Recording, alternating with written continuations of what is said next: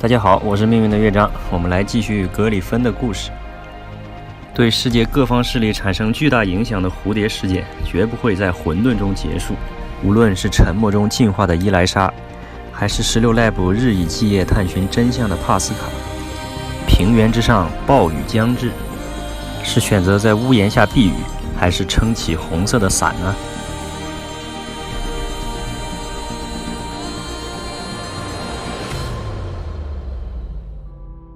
时间来到2062年，伊莱莎希望从莱克的资料中找到完美的 AI 样本，她希望能成为父亲莱克心中完美的 AI。其中一份莱克在90卫时编写的资料被旧时资料库保管在3号安全屋中，而旧时代的资料库伊莱莎却无法破解。同时，在16 Lab， 帕斯卡始终无法理解伊莱莎为何会攻击人类。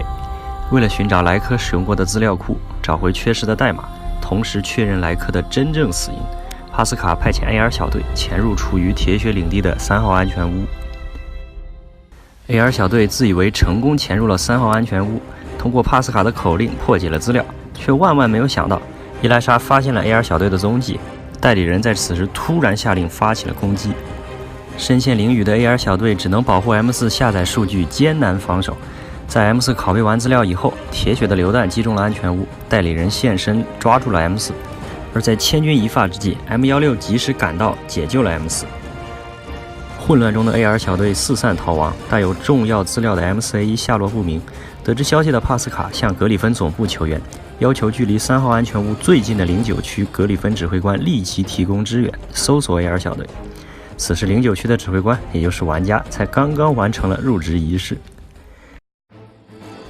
以优秀成绩完成一系列入职训练的指挥官，立即接到了格里芬高级代行官赫利安发来的任务，要求阻击对 S09区发动攻击的铁血，尽力搜索 AR 小队。经过一系列作战，消灭多处铁血指挥哨站，通过救援人性的情报，锁定了当地的指挥头目稻草人。凭借着出色的指挥，指挥官梯队成功击败并捕获了稻草人。可是万万没有想到，稻草人居然利用格里芬 AI 的特点，在最后一刻破译出了 M4A1 躲藏的位置，并当着众人的面发给了另一个铁血头目刽子手。随后呢，启动了自毁程序。搜索计划再次陷入泥沼。格里芬主力因执行安全承包任务，无法大范围搜索 AR 小队。为了精确定位，克鲁格让帕斯卡直接联系指挥官。帕斯卡希望指挥官帮助收集 S09区 M4A1 遗留的战斗录像。作战结束后，根据指挥官上传 M4A1 的遗留记录，结合战场上其他小队的报告，帕斯卡校对 M4A1 的信息库，确定了 M4A1 最后可能的位置。在 M4 被刽子手部队围剿之时，指挥官的梯队偷袭了刽子手指挥部，铁血部队失去了行动能力， M4A1 成功获救，可其他队员依旧下落不明，孤立无援的 M4 只能向指挥官提出请求，救援其他逃亡的队友。M4A1 向总部上传记忆副本，指挥官则继续搜索。占据当地铁血通信站后， M4 成功联络了 AR15 和 SOAP2， 可是因为剧情没有交代的未知原因，此时的 AR15 已经携带了铁血的伞病毒。伞是能够将奇纳协议修改成铁血欧加斯协议的病毒，但铁血伞计划启动却是重要资料，而这些资料保管在莱克生前的3号安全屋。不成形的伞无法修改协议，故携带者也听不到欧加斯的共鸣，却能被铁血非法访问，同时也能非法访问铁血。AR15 发现通讯遭到非法窃听，于是打算一石二鸟，将计就计，告诉 SOAP2 单独去会合，自己有账要算。在指挥官梯队的掩护下 ，M4 和 SOAP2 成功会合，同时 AR15 也被猎手抓捕。此时，猎手进入 M4 通讯频道，威胁 M4 缴械投降以交换 AR15。双方陷入僵持时 ，AR15 黑入了铁血的指挥系统，修改了猎手的命令，制造了混乱。指挥官借机突袭，成功击败了猎手，救回了 AR15。后续战场清扫工作中，指挥官的梯队缴获了一批军用数据存储器。根据内部铁血头目干扰者的录音数据，得知铁血即将发起一次大的行动。该情报指挥部高度重视，404小队受命调查。正面战场，指挥官梯队以佯攻掩护，后方404小队搜索有条不紊地进行。HK416 和 UMP45 抵达3号安全屋废墟，还原战斗数据并锁定代理人坐标。本该撤退的416突然发现了逃亡中 M16的行踪，而416似乎之前和 M116 有什么过节，于是决定跟踪 M16。指挥官梯队围攻干扰者的同时，416终于成功堵截了游击躲藏的 M16。本想乘人之危教训下 M16，结果却被 M16 以压倒性的优势击败。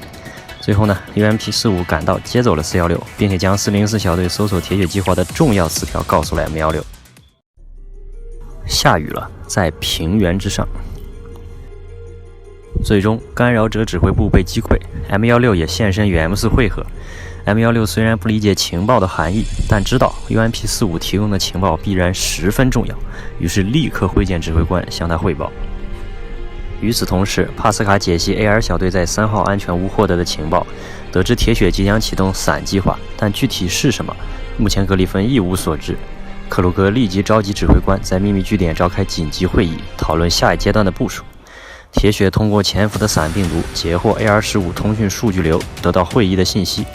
会议刚开始，指挥官就接到了 M41 的紧急通讯，可话还没说完，据点就遭受到了铁血部队的炮击。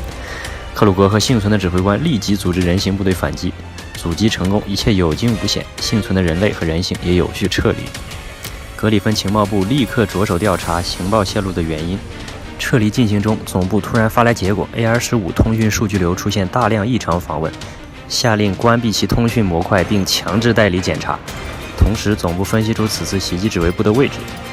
指挥官奉命立刻率队突袭。作战结束，指挥官却得到紧急通报 ，AR15 居然违抗命令擅自脱离据点，总部于是下达了对 AR15 的追捕令。AR 小队剩余3人对 AR15 的逃离十分迷茫，指挥官决定无论如何先找到 AR15。熟知 AR15 的 M16认为他的脱离必然有什么非做不可的事情，找破坏者复仇也可能是其中之一。与此同时呢，单独行动的 AR15 为了找到伞计划的真相，开始了对铁血资料库的调查，直到一座铁血工厂意外地激活了一件干扰器。主战场上，指挥官部队攻破了铁血的防线，被包围的破坏者被梦想家部队接走， AR 小队追击却遭到了木星炮的轰炸拦截。而至此，伞通过 AR15 的心智云图已经得到了3号安全屋相关的必要数据，铁血集齐了伞计划启动的全部因素。而当晚 ，AR15 感受到了欧加斯的共鸣，做了一个梦。醒来之后，齐纳协议通讯器全部失效，失去了仅有的联系手段。他又担心格里芬遭到波及 ，AR15 只能在09区多处指挥室留下自己的心智云图备份，逃到 S08区进行躲避。随后，克鲁格亲自率队调查时，发现了 AR15 的心智云图备份。AR 小队奉命找其备份，总部整合情报后，发现与404小队调查一致。曾经了解过伊莱莎的克鲁格深知他的能力，而根据 AR15 的情报能找到伊莱莎的位置，主动出击就成了格里芬的唯一选择。同一时间 ，AR15 逃亡中思考着对策，自己被伞利用，差点酿成大祸，而目前的技术却无法消除伞，回格里芬显然是遥遥无望。那么自己唯一能做的，就只有消灭主脑这唯一的途径。而唯一可行的方法是 ，AR15 知道主脑想获取 M4。自身经历也得到证实 ，AR 小队云图的特殊性，伞无法完全控制，所以可以利用这一点，在不伤害 M4 的情况下引诱并消灭主脑。AR15 失踪5天后 ，S08区的内格夫小队发现了 AR15 的行踪，前往搜索却遭到炼金术士的伏击。AR 小队配合指挥官梯队前往营救 ，AR15 故意将行踪暴露给 M4 和 SOAP2，引诱他们脱离队伍追踪，随后埋伏击晕了2人，将 M4 带到了一个隐秘的位置。当晚，因干扰器和伞计划密切相关，404小队奉命潜入 S06区回收干扰器。HK416 和 G11 偷袭了目标指挥部，没想到铁血却有备而来，提前埋放声控炸药。416和 G11 紧急逃避，躲过一劫，逃脱铁血的追捕后，与9和45会合，准备绕后偷袭，抓捕猎手，逼问情报。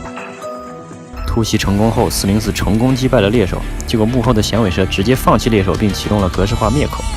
扑了个空的404面对即将到来的铁血围剿，只能回收猎手的核心并继续周旋。通过解救当地的观察员 SPP1，404得到了干扰器的确切位置。随后404与镇守的刽子手交战，几轮游击交火之后，刽子手被击败，可没有想到干扰器周围遍布炸药，刽子手打算跟404同归于尽。此时450灵机一动，告知响尾蛇灭口一事，并以猎手完好的核心作为谈判筹码，让刽子手放走404，而刽子手能救回猎手并回收干扰器。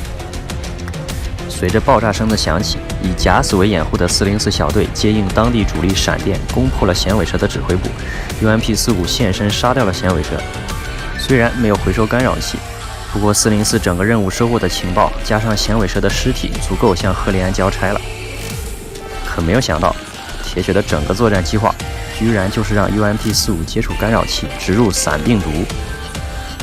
次日 ，M16 找到了醒来的 SOP2， 同时转移中的 AR-15遇到炼金术士傀儡堵截，危难关头 SOP2 及时的出现，解救了 AR-15。AR-15 告诉 SOP2 伞事态的严重性，却没有告诉他自己的计划，而只是将 M4 的位置告诉他，并将他引走。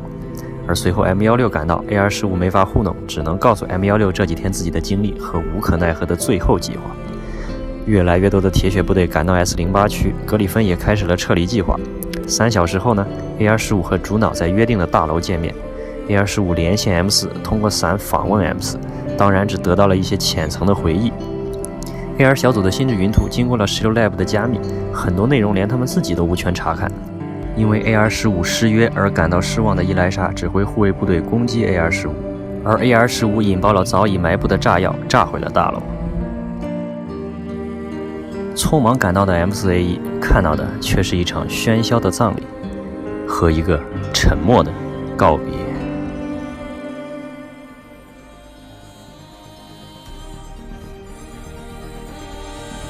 暴雨已至，伞才刚刚张开。